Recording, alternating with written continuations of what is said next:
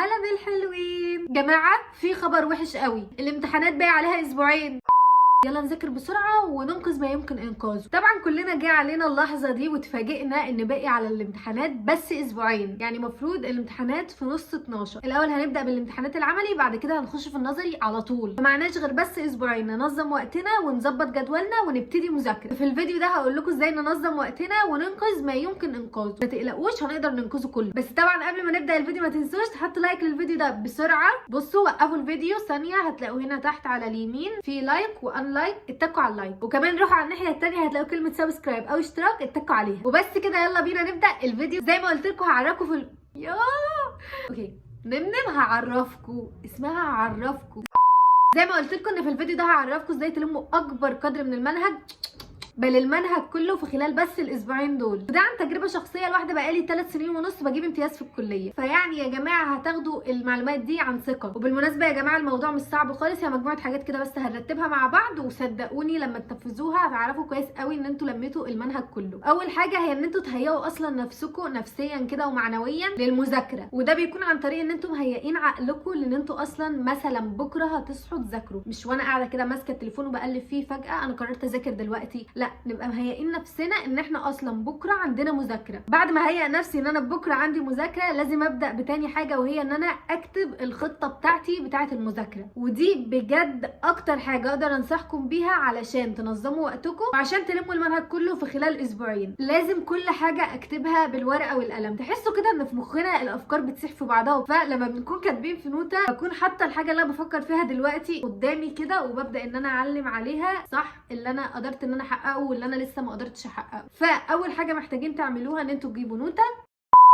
هاتوا كراسه، سكتش، اي حاجه، وابداوا ان انتوا رتبوا فيها افكاركم والمواد بتاعتكم. اول حاجه هنكتبها عندنا في النوته دي عدد المواد اللي عندي واسم كل ماده فيهم. وده بالظبط اللي انا بدات ان انا اعمله هنا. بصراحه يا جماعه انا ما بكتبش اسم المواد، انا بكتب اسم الدكاتره اللي بتديني المواد. وابتديت جنبها ان انا انظم كل ماده. الماده دي ليها بنك فبكتب قصادها ان في ليها بنك. طبعا اسفه لو سمعتوا اغاني في الفيديو، بس النهارده تاني يوم في الانتخابات ولو استنيت على الفيديو مش هصوره، فايه نستحمل مع بعض الاغاني الوطنيه دي. وجنب خانه بقى ان هو في بنك ولا مفيش، كتبت جنبها انا معايا الكتاب بتاع الماده ديت ولا لا. الماده اللي هيكون فيها بنك مش هكون مضطره ان انا اذاكر من الكتاب، علشان ما تلخبطوش نفسكم وتروحوا تذاكروا من الكتاب بعد كده تفتكروا ان كان في بنك وتزعلوا ان انتوا ضيعتوا وقت في مذاكره الماده دي وهي اصلا ليها بنك. اكتبوا في النوته اللي ليه بنك واللي ملهوش. بعد بقى ما كتبنا كل اسامي المواد نبدا نصنفهم من الاسهل للاصعب، ونحاول على قد ما نقدر نخلق كده توازن ما بينهم. يعني مثلا ماده سهله بعدها ماده صعبه بعدها ماده سهله ماده صعبه وهكذا، علشان لو بدانا بالسهل كله وخلصناه هنحس ان احنا مبقاش عندنا طاقه تاني ان احنا نذاكر، ولو بدانا بالصعب فهنتخنق وهنحس ان احنا اصلا مش عايزين نذاكر خالص. فعشان نتخطى النقطه دي لازم نبدا بحاجه سهله، بعد كده نخش في ماده صعبه شويه، بعد كده نرجع للسهل عشان يفضل عندنا طاقه ان احنا نذاكر. ونقطه كمان مهمه ان في مواد بتكون شبه بعضها في بعض الكليات. انا مثلا عندي بيبقى في كذا ماده بتقدم نفس المحتوى بالظبط. حاولوا ان انتوا تخلوا ما بينهم مسافه ايام، اولا عشان المادتين ما يخشوش في بعض، ثانيا لما تذاكروا الماده الثانيه هتحسوا ان انتوا زي كانكم بتراجعوا الماده الاولى، لان اكيد برضه هيبقى في فرق معلومات. فاهمين الفكره؟ بعد ما رتبنا كده المواد في صفحه لوحدها هنيجي في الصفحه اللي قصادها ونعمل خريطه المذاكره بتاعتنا، ودي هيكون فيها ترتيب الاسبوعين بالايام بالظبط. يعني عندي سبت حد 2 3 4 خميس جمعه، الاسبوع اللي بعده سبت حد 2 3 4 خميس جمعه، وحدد بناء على ذلك خطه كل يوم. انا هقول لكم بس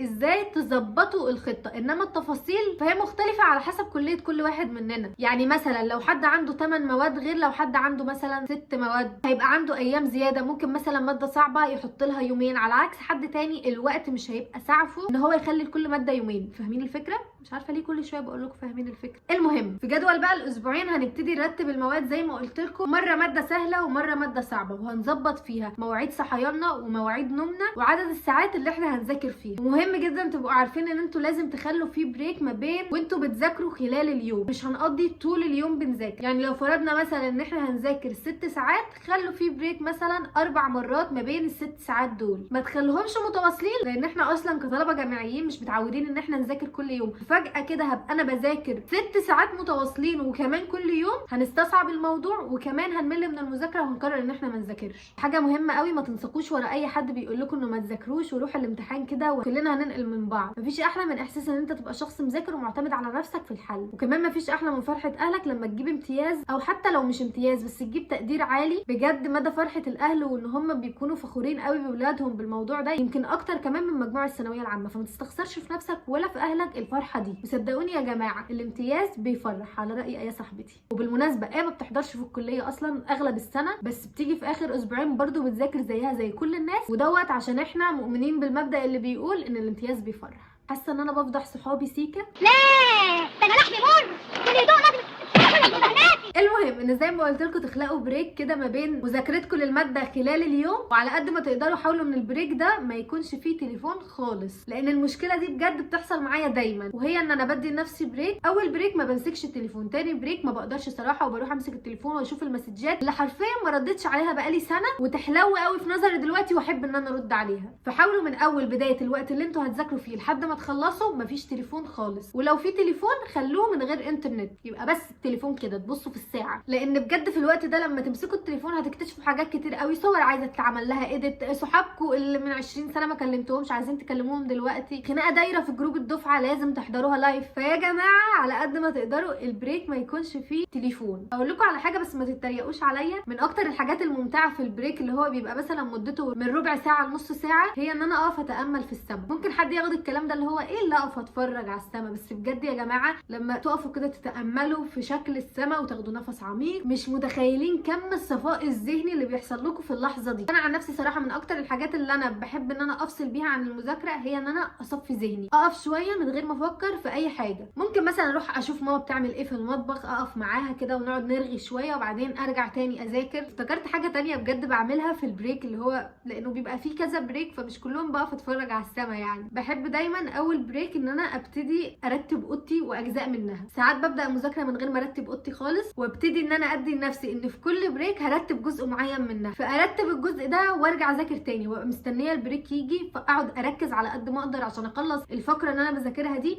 وارجع ارتب الجزء التاني. ممكن الناس تكون بالنسبه لها مش بيفرق قوي موضوع ان هي تقعد في المكان وهو مترتب وهي بتذاكر، بس انا عشان بيفرق معايا ببقى مستنيه قوي اللحظه دي، فبحاول على قد ما اقدر ان انا اركز واخلص الجزء ده عشان اروح ارتبها. يعني لو في حد زي يا جماعه يكتب لي تحت في الكومنت عشان ما احسش ان انا مجنونه. بس انا بحاول اخلق لكم افكار مختلفه كده عشان البريك ده لو جه ومسكتوا التليفون صدقوني مش هترجعوا تاني تذاكروا. وطبعا قسموا مذاكرتكم دول، يعني مثلا ساعتين ساعتين ساعتين، في الساعتين الاولى دول هخلص اول وحده، في الساعتين التانية هخلص تاني وحده وراجع اول وحده، في التالتة دي هذاكر نص مثلا التالتة وبعدين بريك واكمل التالت من تاني. ما تاخدوش كده الكتاب وتقولوا ان احنا هنذاكر كل ده. ممكن مثلا في اول فقره تكونوا خلصتوا الجزء ده، بصوا هيبقى باقي لكم قد ايه، فلا رتبوا كل جزء كده كل فقره ويعني فاهمين قسموها كده واكتبوها في النوت، وكل ما تخلصوا فقره من الفقرات دول علموا جنبها علامه صح، يعتبر كده التعزيز المعنوي اللي انتوا بتدوه لنفسكم. كمان حاجه مهمه كان المفروض اقولها في اول الفيديو هي المكان اللي انتوا بتذاكروا فيه. ذاكروا في المكان اللي انتوا بتحبوا ان انتوا تذاكروا فيه. طب لو ماليش مكان معين بحب اذاكر فيه، حاولوا تذاكروا وانتوا قاعدين على مكتب او على ترابيزه عشان ما تحسوش بخمول وتناموا. يعني مثلا انا متعوده عادي ان انا اذاكر على السرير، فعادي بقعد على السرير وبذاكر وبركز وما بنامش، بس ده عشان انا متعوده على كده. يا جماعه صحيح هو انتوا حطيتوا لايك على الفيديو ولا لسه؟ انزلوا حطوا لايك، اوكي؟ انزلوا حالا اوكي. بس حد مش متعود ان هو يذاكر على السرير وهو قاعد، لا ما تروحش ابدا للنقطه دي عشان صدقوني هتناموا بجد، يعني اكيد هتناموا. وطبعا جنبكم كده خلوا في سناك خفيف كده تنقنقوا فيه وانتوا قاعدين. بالمناسبه لو حابين بفكر ان انا اعمل لكم فيديو ستادي ويز مي عشان كده نشجع بعض اكتر على المذاكره. لو حابين الفكره اكتبوا لي تحت في الكومنت نكمل. طيب يا نمنم، بعد ما شفت المواد اللي عندي وابتديت ان انا ارتب وقتي وارتب كمان المواد واعمل خطه ورتبت المكان اللي انا هقعد اذاكر فيه وقعدت عشان اذاكر مش عارف اذاكر، هي ممكن حاجه زي دي تحصل؟ وارد تحصل، لان احنا مش متعودين على المذاكره قوي في الفتره دي، فلما نيجي فجاه نذاكر ممكن نكون ناسيين اصلا هو احنا كنا بنذاكر ازاي. بس انا هبسطها لكم، احنا 3 انواع من الشخصيات، شخص بيذاكر عن طريق ان هو بيسمع، وشخص بيذاكر عن طريق ان هو بيكتب، والتالت بيذاكر عن طريق ان هو بيتحرك. عارفين ايه اللي يضحك بجد في الموضوع؟ انا واخواتي 3 وكل واحد فينا ليه طريقه في المذاكره، يعني احنا بنمثل ال3 طرق تقريبا. انا مثلا من الناس اللي ما بتعرفش تذاكر غير وهي بتسمع لنفسها، لازم اكون بسمع نفسي انا بقول ايه، ولازم كده اتخيل ان قدامي اشخاص وانا قاعده بشرح لهم لهم وانا المدرسه بتاعتهم وبحاول اوصل لهم المعلومه. وحتى الطريقه دي كنت بستخدمها وانا في ثانويه عامه، وكانت انجح طريقه ان انا اذاكر بيها حتى اكتر من ان المدرسين يشرحوا لي. فلو بتحبوا تذاكروا وانتوا بتسمعوا نفسكم، هنحتاج كتاب، هنحتاج قلم،